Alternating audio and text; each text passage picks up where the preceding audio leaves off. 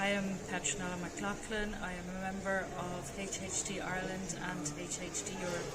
I am here in Portugal at the 14th International HHT Scientific Conference. With me is Dr. Adrian Brady, and here he is to introduce himself. I'm Adrian Brady. I'm a consultant radiologist in Mercy University Hospital in Cork, and I'm also medical director of the Irish National HHT Centre.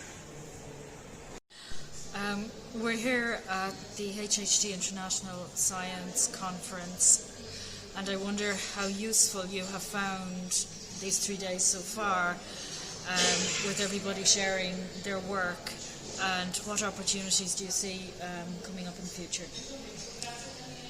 It's extremely useful to be here because inevitably when you work in a small country like Ireland, you're not necessarily always going to know everything that's happening in a particular niche disease like HHT until you come to a conference like this. This is the 5th of these international scientific conferences that Margaret and I have been at, and when we went to our very first one 19 years ago, I think, the focus was very much on clinical manifestations of HHT, how to screen, what protocols ought to be followed, how to treat those manifestations that needed to be treated, like CABMs and BABMs.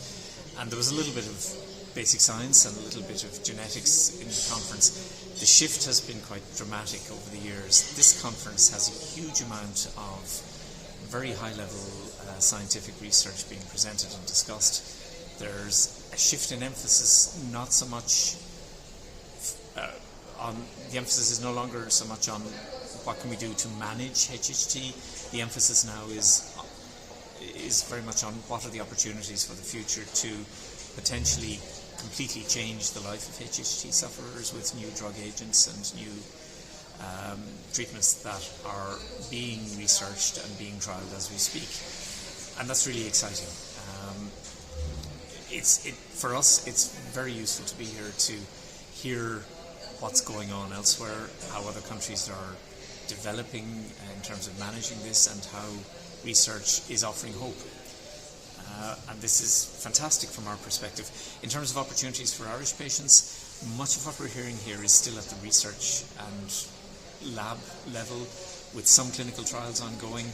When those clinical trials report and new agents enter the mainstream in terms of licensing, then of course they will be available to patients in Ireland just as anywhere else.